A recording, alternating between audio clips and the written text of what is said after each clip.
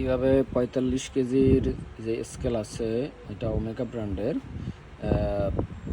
Calibration করবেন, তো চলুন ওটা দেখাচ্ছি। প্রথমে হচ্ছে মেশিনটা বন্ধ করে নেব, এরপরে হচ্ছে মেশিনটাকে অন করব। অন করার পরে এমন এটা দেখেন ৪৫ কেজি, কারণ প্রথমে ওয়েট ম্যাক্সিমাম ওয়েট ৪৫ কেজি লেখা আসছে।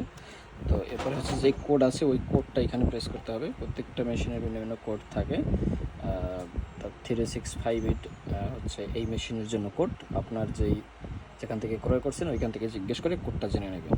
তো আমি আমার কোডটা এখানে দিচ্ছি, তারপরে টেয়ার বাটন প্রেস করব, তারপরে 1, তারপরে আবার টেয়ার বাটন প্রেস করব।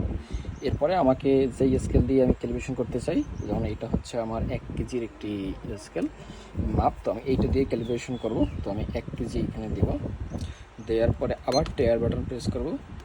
যখন এখানে 3 লেখা আসবে তখন আমি এখানে হচ্ছে 1000 দিব। 1000 মানে 1000 গ্রাম মানে হচ্ছে 1 কেজি। তারপর আবার টেয়ার বাটন দেব। তারপর যখন 4 অপশন আসবে তখন এখানে আমার ম্যাক্সিমাম যেই স্কেলের যে ক্যাপাসিটি ৪৫,০০০ গ্রাম, তার মানে ৪৫ কেজি। তারপর টেয়ার দিব। যখন 5 নম্বর অপশন আসবে তখন আমি 3 প্রেস করব। যখন 6 নম্বর অপশন আসবে তখন 5 প্রেস করব।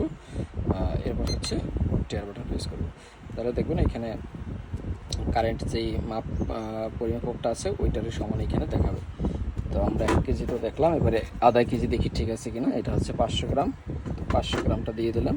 এই যে দেখতে পাচ্ছেন 500 গ্রামই আসতেছে। তারপরে হচ্ছে আর একটু ছোটো দিই, এটা হচ্ছে 100 গ্রাম। এই যে দেখতে পাচ্ছেন 100 গ্রামই আসতেছে। তো আমরা একবার বন্ধ করে অন করে দেখি যে সব কিছু ঠিক আছে কিনা। অন করলাম, 100 গ্রাম দিলাম, ঠিক আছে। 500 গ্রাম দিলাম, ঠিক আছে। 1 কেজি দিলাম, ঠিক আছে। 1 কেজি 500 দিলাম।